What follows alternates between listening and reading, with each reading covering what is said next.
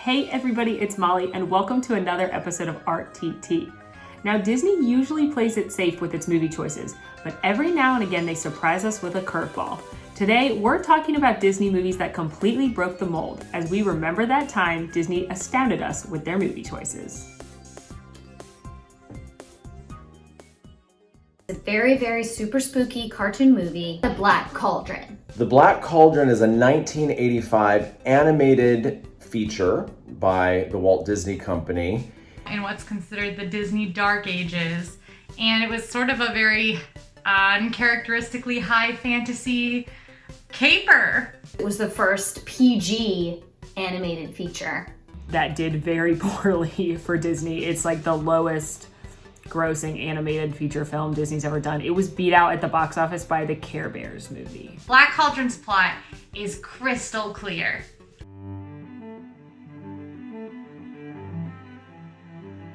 So there's this magical pig, right? And the pig, if he shoves his face in water, he reveals visions of things that are going to happen. And she just goes like this. And she makes a little happy face and she closes her eyes. That's actually the reality. That's the reality of what happens in this movie. And then maybe blows bubbles with her nose? The pig puts its face down in the water and kind of drinks a little bit. It looks like it takes one sip and then it takes a nap. And then there's a prophecy in the bowl of water. It has really pretty eyes. The Horned King is going to seek out the Black Cauldron where he can raise an army of the dead to take over everything. And they find out that the only way to stop the evil is for a person to sacrifice himself into the Black Cauldron. Oh, a living creature must throw themselves in by their own free will. And they all look at each other and they're like, I'm not doing it. And they're like, okay, we'll just forget about that. Gurgi, my sweet, beautiful baby creature, is like, Gurgi doesn't have any friends. Gurgi will save the entire world, and he sacrifices himself into the cauldron. And he becomes the one redeemable character in this whole movie. He's so cute. Gurgi is just this hungry, adorable sidekick character. The Justin Bieber dog. Is it a dog? Is it a bear? Is it a koala? I want to hug him. He's like a mix between a Saint Bernard and a koala and Gollum. The three cutest creatures known to man. He looks like he has on a wig. Look at that hair and tell me that he don't look like Justin Bieber, okay? I can give you my best Gurgi impression. Gurgi.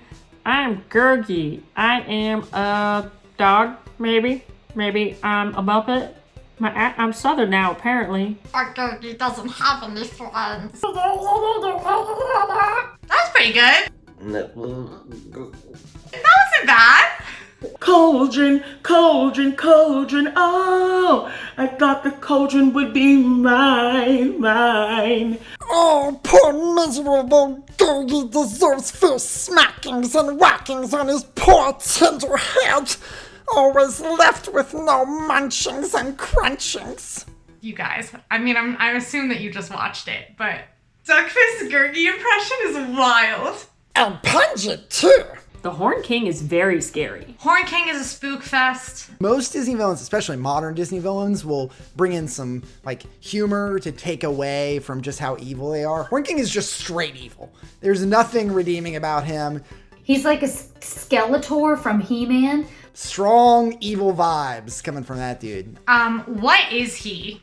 And that's rude to ask, but I'm gonna ask it because somebody needs to. What's going on there? It was not a skeleton at all. It was a skinny man with green skin, which is fine. I like people with green skin. I've known many.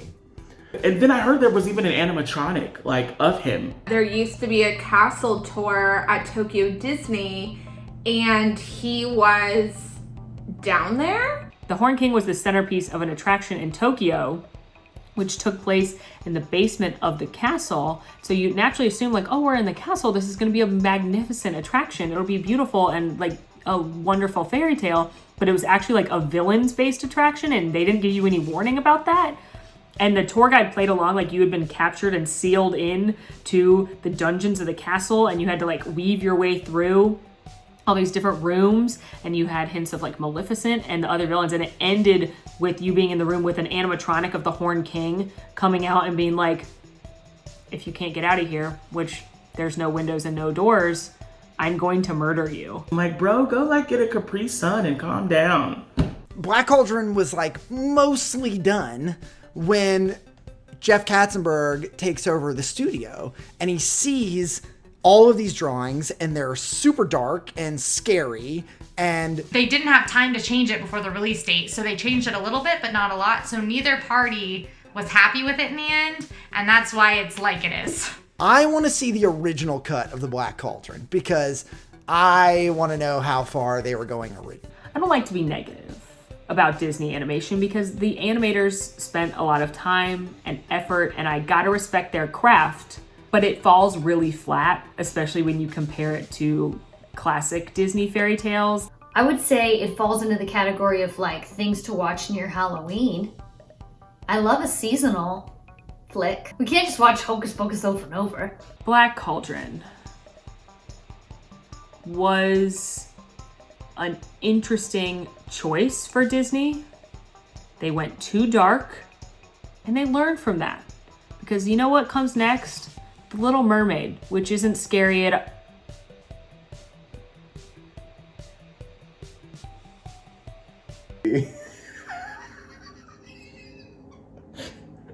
Look, sire, it's working. Soon, Black Cauldron will be mine. Up there, high in the dark bell tower, lives the mysterious bell ringer. Hunchback of Notre Dame is the 1996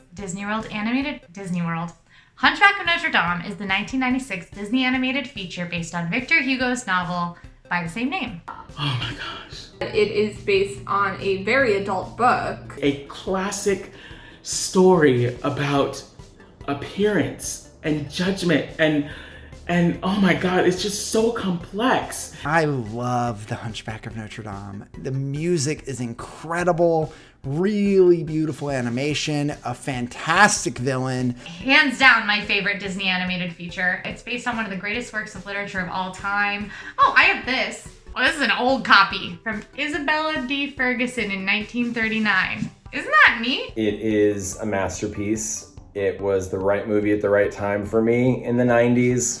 Was really healing to me as a teenager. I think it is beautiful. I think the music is incredible. I think it's very underrated. I'm not gonna go super in depth on the beginning because I have heard so many people in this video sing the bells of Notre Dame. Morning in Paris, the city awakes to the bells of Notre Dame. She lays the baby down, and then Frodo comes and he tries to cut its throat. What makes a monster and what makes a man? The bells of Notre Dame. But I do not think it's needed from me. Yeah, we're in the first 5 minutes. A woman's dead. There's rampant racism, corruption in the church, and the fear of God in the first 5 minutes of the movie. Not even. It's like the first 2 minutes of the movie. And so he tries to throw the baby in a well. Drop an infant into a well. This is a Disney movie I'm talking about. He ends up taking it in because there's a better church guy there that's like, don't drown that child. He raises this boy as his own, but really he locks in the bell tower to ring the bells of Notre Dame. Quasimodo, as he's called, a name which means half-formed. He's physically different than you and I. But you know what? He's lovable. Who just straight up tells somebody like who you're raising, no one loves you and you're ugly, I'm the only hope you have. I'm like, dude, that's hardcore. Like, The world is wicked. It's I alone who you can trust in this whole city. I am your only friend. But I just spent approximately 2 hours explaining the first 15 minutes of this film. And so I think I should skip forward to out there. Won't regret, place your bets, sweaty sweats. All watch this performance by Esmeralda, who's Esmeralda is wanted now for sexy dancing. God help the outcast. Sanctuary! And then they all live happily ever after. Phoebus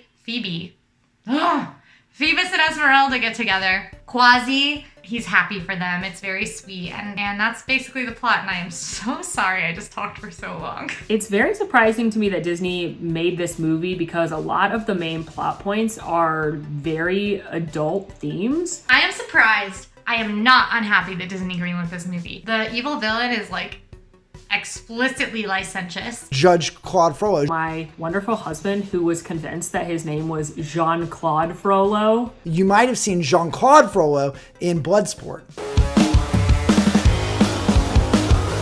I think Judge Frollo is the worst Disney villain, period. I mean, he's a great villain because he's so bad. He uses religion to hurt people. The worst possible thing, because you're taking something that's supposed to help people and make people feel better and teach about love, and you're using it in the opposite way to hurt people.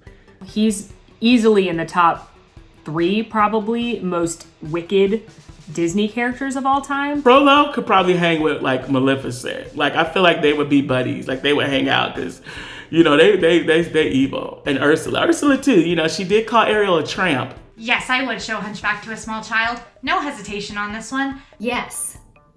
But I think that my daughter would get bored, not scared. I watched it as a small child over and over again, and I'm fine. I think that you probably need to be a little bit older. But then again, like The Lion King, I mean, I saw that hundreds of times as a child, and I'm fine. You gotta get up. I think it teaches really good, important lessons. Who hasn't felt like an outcast?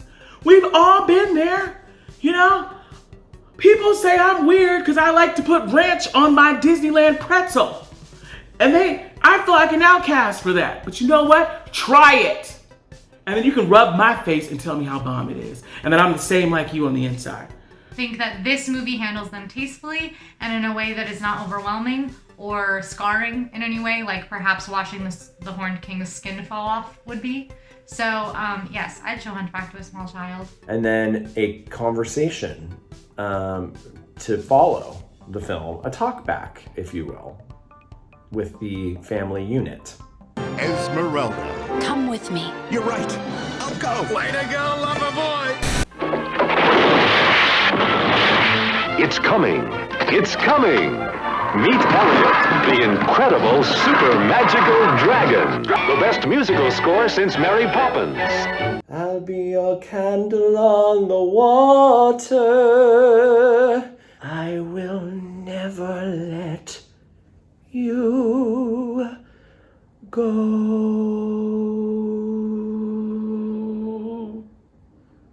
Slave child?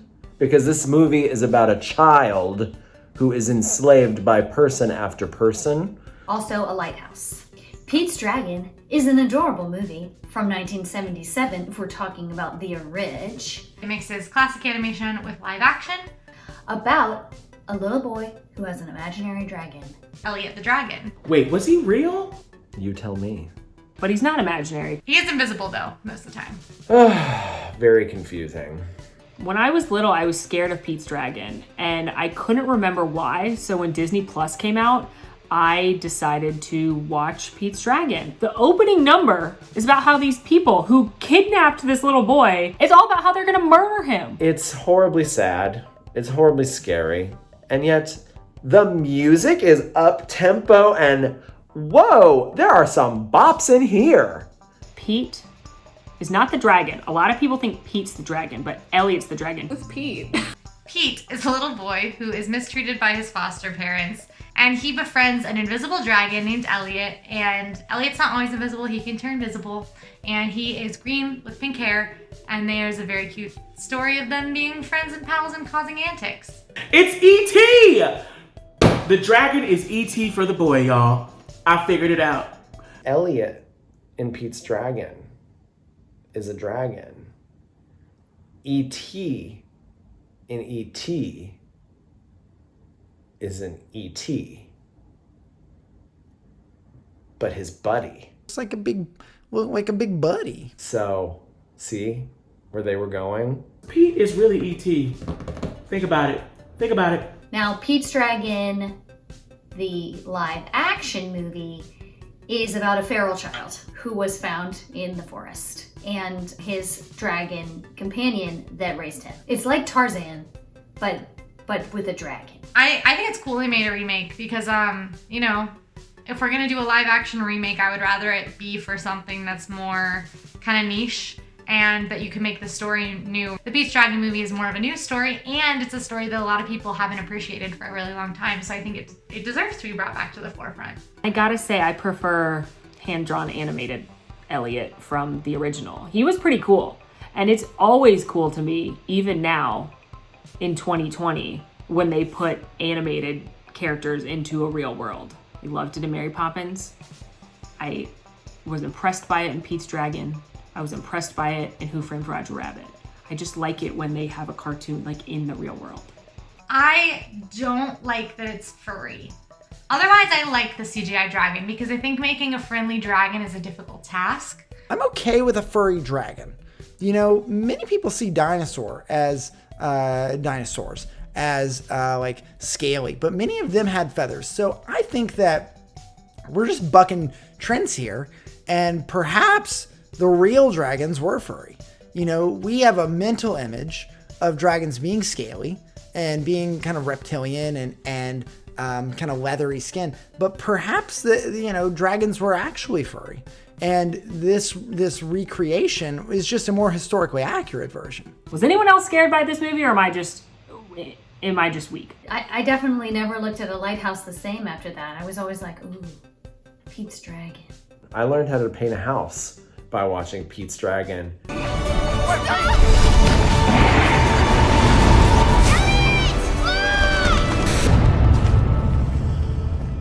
Jack Sparrow. Dun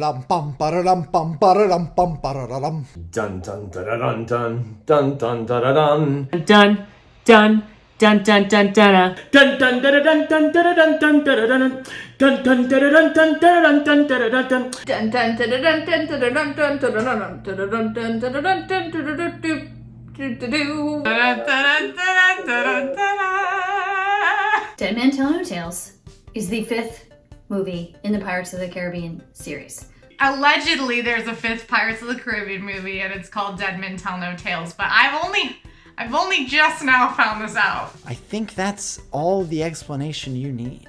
Pirates of the Caribbean 5 is about... Spoiler alert, in the first 5 minutes of the movie, the dead man told a tale in a movie called Dead Men Tell No Tales. I love any movie that says its title right out the gate. You just know you're in for a treat. Captain Jack is there, and he's probably mad the rum is gone. It reminds me of the first. It reminds me of nods to the first and the second Pirates of the Caribbean, where you have the guy trying to save his father. We've seen it before. It's just the first Pirates movie. Again, it's the first film a second time. And there's ghost sharks. Barbossa might make an appearance. And Captain Jack's like this. That's what the plot is. Does this happen to anybody else? Anybody else not know this was a thing? I know that 6 is coming, but I thought that was 5. You know what creeps me out the most about Pirates of the Caribbean 5 is the flashbacks to like young Jack Sparrow. I'm really uncomfortable with young Jack Sparrow. I don't know if that's what you're asking, but they show young Jack Sparrow in Pirates 5, and it is hard to look at. No. Orlando and Kira have never looked more fresh. They definitely went and got some injectables right before filming. There were so many different plots going on. I was so confused. And I just thought, I think we've jumped the ghost shark. I don't know how I feel about the fact that they're making more Pirates films. Curious to see how they're going to do it. I feel like if they do it right, then it could be a success. But if it's done wrong, then, it could flop. They need to chill a little bit on these Pirates movies. I think I don't know, guys, bring me like a really, like, get the Pixar guys in there to come up with some better plots. Maybe it's because I'm a parent now and I'm like, look how fun all these pirates are. And kids are like, what's a pirate? And you're like, oh. But I'm hopeful that they will rally from Pirates 5 and Pirates 6 will be awesome. I'm all set. I don't know if I need more. I'm good. It's one of the best ones.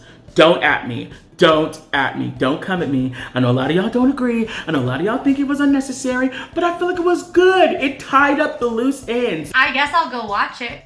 How about that? Pirate's life.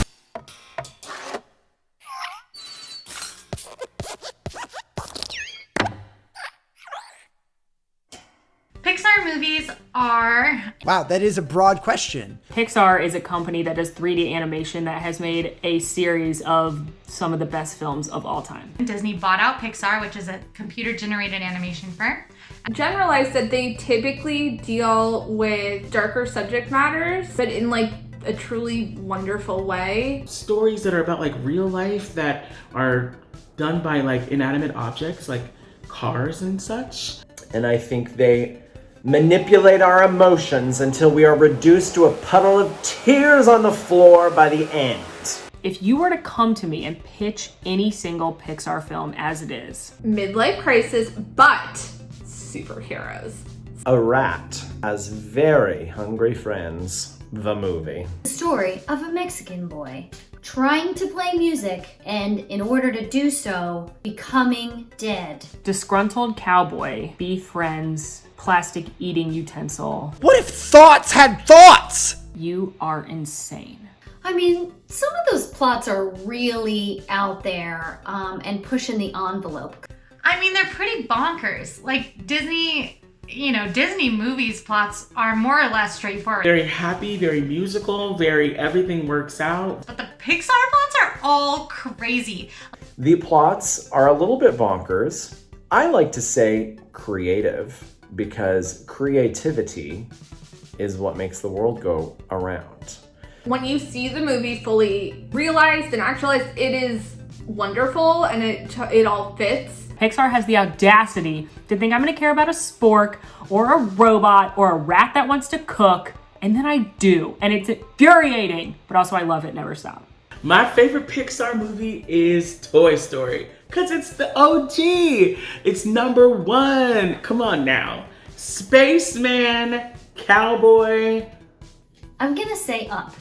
We like Up so much over here that we have an Up-themed bathroom. I thought you'd never ask. Here's my Coco fanny pack. My work notebook. My favorite blanket that I own, it's Coco. It's like a Coco on vinyl. I like to feel. My favorite Pixar movie is gonna be Monsters, Inc.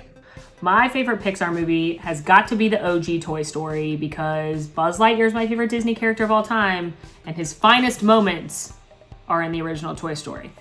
To Infinity and Beyond, Mrs. Nesbit, all glorious from the first Toy Story.